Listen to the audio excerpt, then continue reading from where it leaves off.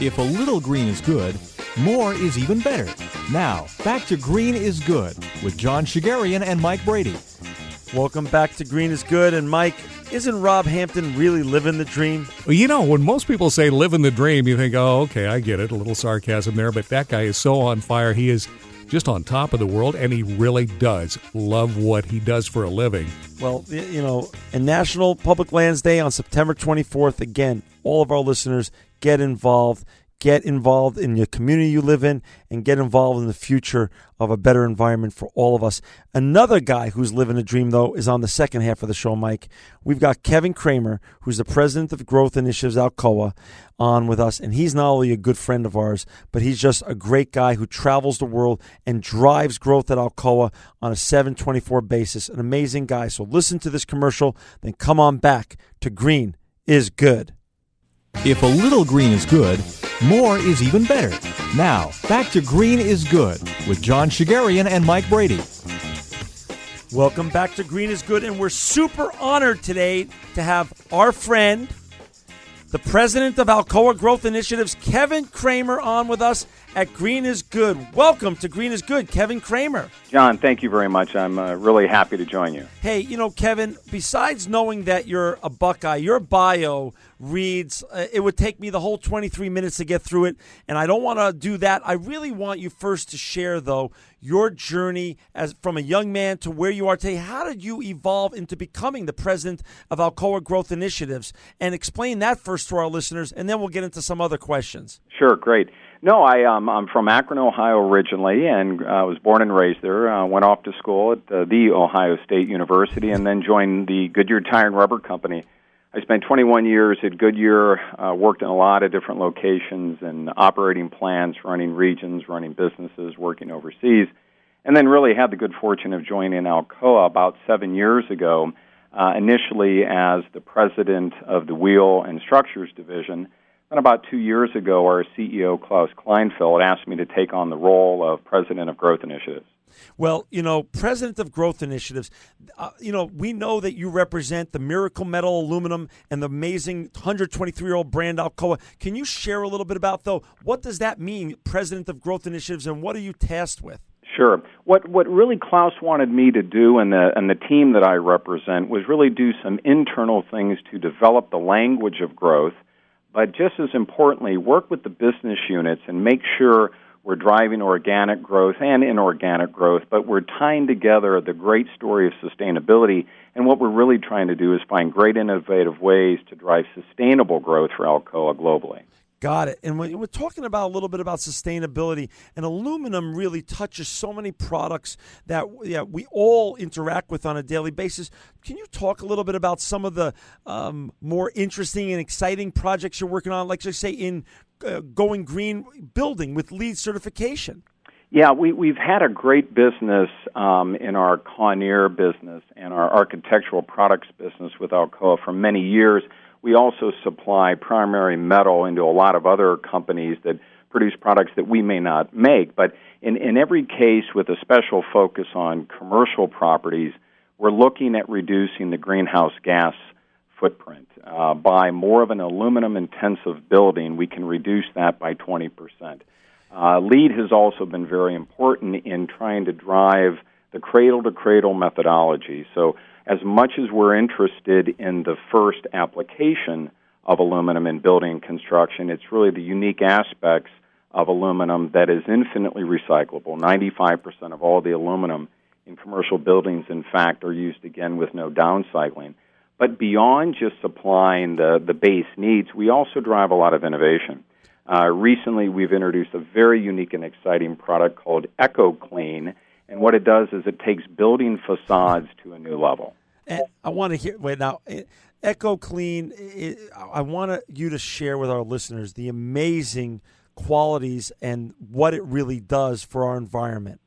Well, it's really been a great partnership with a specialty chemical company called Toto in Japan, where they have helped us incorporate titanium dioxide in a proprietary coating process that, acting as a photocatalyst, when the sun hits and when rain actually hits the facade or the exterior of the building, it actually cleans itself. And even more amazing is that EcoClean actually consumes smog. So just as a frame of reference, for a 10,000 square foot building, that would be the equivalent of planting 80 trees.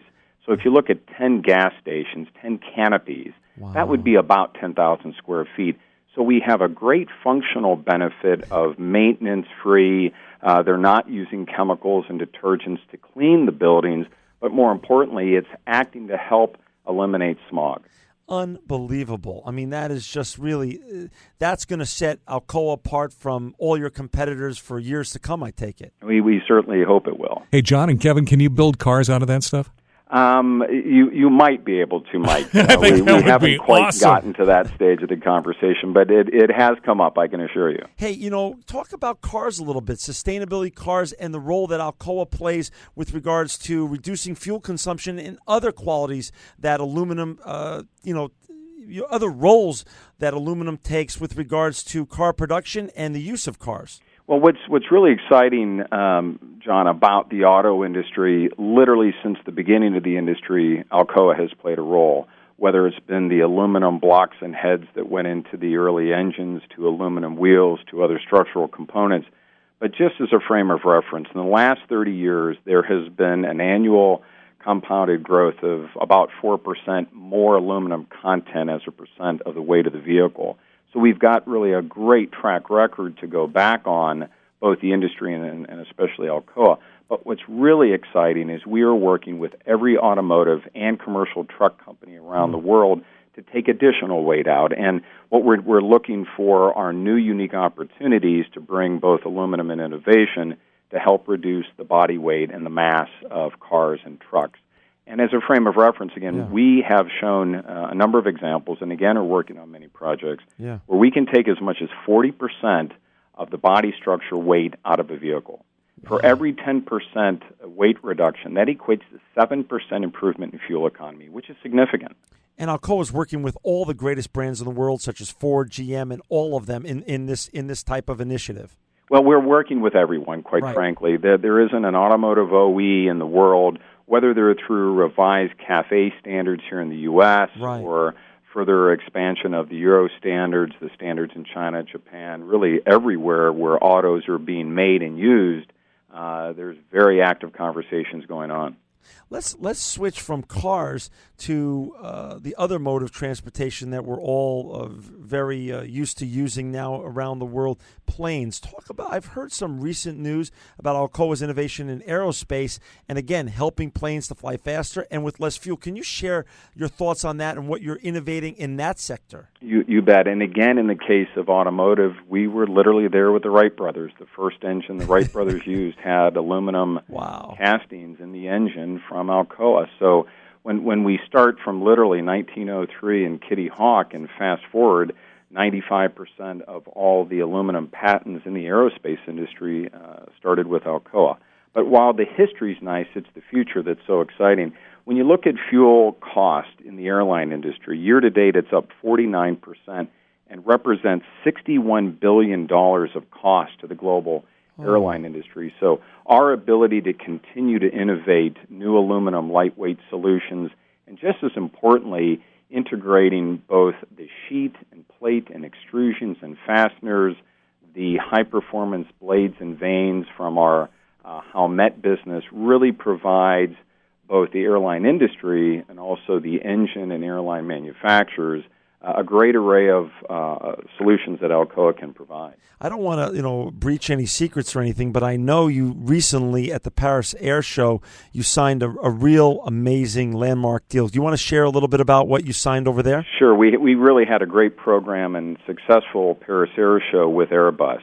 They've committed to a contract of $1 billion over the next few years, and it's all about building lighter, stronger, more fuel-efficient, and always safety-critical products for all of our partners. But we're real proud of that contract that was secured recently in Paris. Hey, keeping in the transportation mode, one of your most famous, iconic brands is the Alcoa wheel brand. Yes. And you're doing some very innovative things there with the calculator and other things. You want to share a little bit about sustainability and Alcoa wheels? Sure, and as much as I love all of our businesses, I must admit I probably love the wheel business just a little more, since I had the good fortune of running that business for 5 years. Again, as I say, we can't take credit for inventing the wheel, but we did invent the first forged wheel in Cleveland. And since 1948, we continue to drive innovation, and we've really come out in the last couple of years with another great product called Level 1, where we're taking additional weight out, we're adding additional strength, we're improving the aesthetics, which do matter in the trucking industry. These wheels look great. But what it does is continue to provide better fuel economy, better heat resistance, and the thermal properties actually extend the life of tire wear. It's infinitely recyclable. It's really been a great program. But the calculator is also something we're proud of. It's a software program that we go to the fleets and we show them the value, the long-term return on investment of going with Alcoa forged wheels. And quite openly, John, they are more expensive initially than steel wheels. So we need to have a validation that the fleets can put in their own variables. How do they drive? How far do they go? What's their fuel economy? Can they increase their cargo load? What is the CO2 cost possibly that they might incur, especially in Europe with the fleets there? So it's a very comprehensive software program that we let the fleets decide how can they justify and quantify the first upfront cost that's offset with really a better return on investment long term. And just as a basic blocking and tackling with regards to Alcoa and aluminum wheels, you are the global leader in aluminum wheels, and the fact that aluminum is a very lightweight property, it's all about sustainability, energy reduction, reduction of carbon footprints, and things of that such. Am I on the right track there? Yeah, you sure are, and we are the largest supplier, and quite frankly, there's still a lot of additional market share we're going to continue to grow into. There is an upfront cost, as I mentioned before, to offset. But as fuel costs go up, as regulatory mandates become tougher on whether it's CO2 emissions or improved fuel economy, we really have a continued great story to tell. So while, quite frankly, was relevant in 1948, is going to be a lot more relevant even going forward. You know, Kevin, I travel a lot to do my regular business duties, but you have me far outstripped in terms of your travel schedule and how much you do. And I know last week you were on the road again in China, and you have a lot of exciting things going on in China. I want to talk a little bit about, we talked a little bit about planes, cars. Talk a little bit about buses and what you're doing with Yutong Bus and the China involvement. Right. Yeah. About 3 years ago, we started a program with Yutong Bus, which is the world's largest bus manufacturer, in developing a lightweight structure for them. We were successful in both designing and co-developing with them an all-aluminum structure that took approximately 44% of the weight off the bus, improved the fuel economy by 12%, and really spoke to their way to brand a sustainable product for their municipalities and their transport companies. Wow. But even after Yutong, it has extended into a company called BYD, who, in fact, I visited last week, and it's Build Your Dreams. This is a unique company based in Shenzhen that started off as a cell phone battery company, and as I say, only in China can you make cell phone batteries, and eventually you start making buses. But they also have embraced their view of lightweight buses with electric buses. So the extension of really the great work we've done at Yutong has been further complemented at BYD. Hey, for our listeners out there who've just joined us, we're so honored to have our good friend Kevin Kramer on. Kevin's the president of growth initiatives at Alcoa. To learn all about the amazing things that Alcoa is doing in sustainability, you could go to www.alcoa.com. Their website is robust with tons of information in all the verticals that they get to touch around the world. Kevin, let's stay on China. I also know you're working on some consumer electronic issues in China, and I know we have a great relationship because of consumer electronics and the great work that Alcoa is doing and the forward thinking that Alcoa has done with regards to consumer electronic manufacturing. Share a little bit about your China experience and consumer electronics. Yeah, we met with a couple of customers in China that both fabricate, design, and build various elements within the consumer electronics market. And again, like other customers, they're looking for sustainable solutions, But what's different with consumer electronics is somewhat akin to the wheels that we talked about. Aesthetics really matter. They need to have a great-looking product that clearly functions, that has great sustainability, and also thermal properties. The lighter weight, thinner aluminum solution versus other materials can actually allow, especially in laptops, to run cooler. So there is added efficiencies, not just recycling, not just great looks. So there's a functional benefit that we're working with, again, every major consumer electronics OEM. Plus we have a unique adjacency, and that's our fastener business. Alcoa Fastening Systems is world-renowned and world-class in everything that flies and in multiple industrial applications. And we have found some great ways to add value to consumer electronics because of the fastener business and the screws that actually go into laptops and PDAs. And it's another great way to extend the conversation about Alcoa. That is just great. You know, I want to now go backwards in time a little bit. One of the really amazing things that you helped me participate in, it was due to your wonderful invitation, was the Corporate Eco Forum that we both were at earlier this year back in Washington, D.C., and you are a board member there and one of the leaders at the Corporate Eco Forum. Can you share a little bit with our listeners, what is the Corporate Eco Forum and what are you doing there in terms of leadership, and how are you guys really, how is that organization really helping to change the world? Well, we were very fortunate. We were invited to be a founding member. It's an invitation-only member organization about 4 years ago, and it has about 75 member companies, represents 18 industries, and has combined revenues exceeding $3 trillion.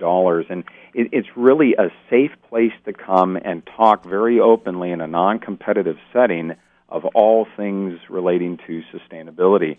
And it is a very, very energizing organization. I know P.J. Simmons, one of the founders, have also been on the radio program, and M.R. Rangaswamy are the two founders of the Corporate Eco Forum, and they just embody everything that makes sense. And finding that great balance around both sustainability and sustainable growth. So I've really been fortunate to have been involved in this organization. And, you know, I'm now going to jump from China and the United States, and I know you travel the world all the time, but sustainability and Brazil seem to always go together. Everyone thinks, because of the rainforest, that Brazil is an amazingly green country with lots of sustainability going on. And I know that Alcoa has a massive footprint with regards to sustainability and a commitment in Brazil. And you are the largest American-based investor in Brazil. Can you talk a little bit about your growth initiatives and all the great work you're doing in Brazil? Right. We really do have a pretty proud history of both growth and sustainable growth in Brazil that goes back close to 60 years. We're the largest American-based investor in Brazil, almost $5 billion of investment over the last 10 years. 95% of the energy that we use is hydro, and that's always important to us. We have very, very active social sustainability programs with $50 million invested in the last 20 years. There's 1,900 organizations. There's over 1 million hours of volunteer work. So it's really, I think, a great example of where we have to have social responsibility. We have to have the ability to continue to expand in a responsible way and really having the license to operate in very sensitive parts of the world, and specifically in the Amazon.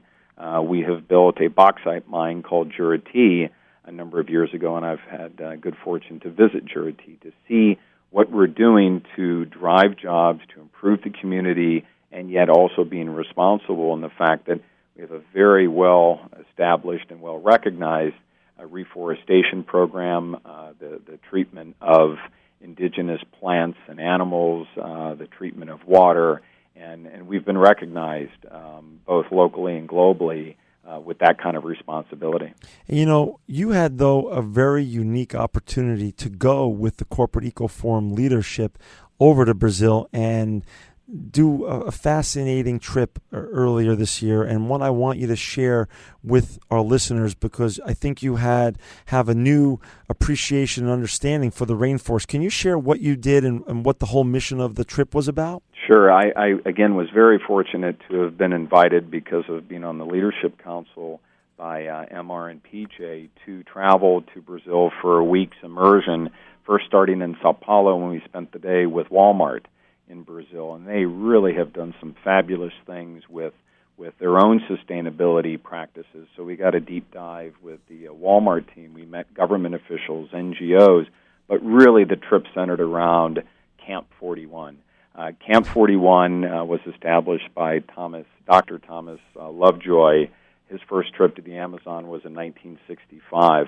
And he really is an inspiring person. He joined us as well on the trip. But there were 8 member companies like CA Technologies, Deutsche Bank, HP, Deloitte, just to name a few. And so we all went together, and we literally lived in the Amazon for 4 days and 3 nights, and we slept in hammocks and mosquito nets and outdoors in Camp 41. But what was so amazing was, literally every morning walking and every afternoon through the rainforest and stopping and talking about the interrelationships between the plants and the animals and the water flows and the impact of the Amazon, not just locally, but really globally. And it really heightened my appreciation of how precious the Amazon is, and it really heightened, and I've shared with my colleagues, the importance of Alcoa to not just continue our stewardship, but find other ways to even add more value as we talk to other people that have to operate sustainably in the Amazon. It's so fascinating to me, Kevin. One of the reasons you continue to inspire me as a friend and a business colleague is because of your willingness to continue to try new experiences and learn. But the flip side of that is that you're also a teacher. And I want you to share a little bit about your teaching of the next generation, as you call it, the sustainovators behind us at your alma mater, Ohio State, because I know you love this part of your mission and part of your professional life, that you also are a teacher. And so can you just share a little bit with our listeners, because we have so many young listeners who are always emailing us, how to become the next Kevin Kramer, but also where do they get this knowledge from? And you're doing great things at Ohio State. So please share some of that experience with our listeners. Sure. A number of years ago, Alcoa had asked me to be the executive sponsor for Ohio State, and Alcoa does this with the key universities that we recruit from for both full-time employees and interns. But in working with the Fisher School of Business and meeting Christine Poon over the last few years, she's the new dean there, she wanted to start something she called a cluster program, and she wanted to focus first on sustainability and healthcare. And the premise of the cluster program was to have Ohio State full-time professors teach the curriculum during the day, and then myself and a gentleman from Dow and a woman from Accenture would do a rotating lecture on Wednesday nights and talk about, in our case, energy and sustainability, and why aluminum and why Alcoa, and everything that we face around the world with sustainability issues. And so I did that all last year, and I'm doing it again this year. In fact, my first lecture is coming up second week of October. But it was really been a great experience, because not only do I get to get the feedback and the understanding of how the younger generation looks at a company like Alcoa, and quite frankly, there's some tough conversations, but important conversations to have. They want to know, how can you be a mining company and be sustainable? And when you talk about recycling, why does that matter? And where do your products really do have a benefit, and how do you make that work? And it was really, really great. And so I'm fortunate that Alcoa encourages a lot of us to do community service and to try to give back, and we have to balance all of that with our families and our work life. But it has just been great fun. And I will also add, when I first agreed to do this, I had no idea what I was doing. And I had no idea how much work was involved, but it's been worth it. It really, really has. And hopefully I'll be a little bit better this coming year than last year. I'm sure you were great last year, and you're even going to be greater plus this year. Kevin, we're down to the last 2 minutes or so, 2.5 minutes.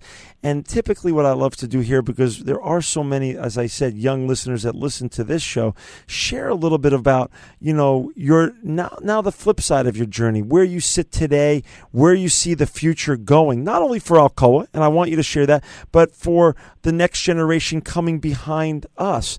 And, any advice to them to become the next Kevin Kramer? What should they be doing? How should they be preparing themselves? Well, I think the advice I try to provide folks is, and it's not meant to sound trite, but you need to find something that you love to do. And that's awfully easy to say and sometimes difficult to get in your head. But, if you don't love what you do, you need to do something else.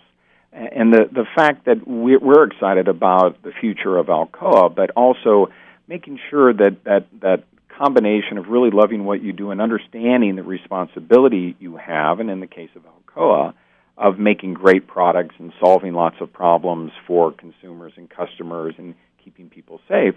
But it also goes back to the environment, and it goes back to the license to operate to keep our facilities safe, clean, and our giving back to the community is an important combination. And big companies like Alcoa have the benefit of having something like the Alcoa Foundation, which for the last 60 years continues to do great work, but that doesn't mean you have to only be with a big company. All of us have a role to play, but it all boils back to you have to find something you really, really love to do. Kevin, that's a great place to end today, and I just want to say thank you again for coming on our show. You're always welcome back here. You have always so much to teach both Mike and I and all our listeners here in the United States and around the world. For our listeners out there to learn more about Alcoa, please go to their amazing website, www.alcoa.com. Kevin Kramer, you're not only our good friend and a sustainability leader and a sustainovator, you are truly living proof that green is good. John, thank you very much. It's been great spending time with you, and look forward to having another opportunity to catch up. This program will be available for downloading in a couple of days from our station's website, keyword podcast. Thanks for listening, and join us again next week at the same time for another edition of Green is Good.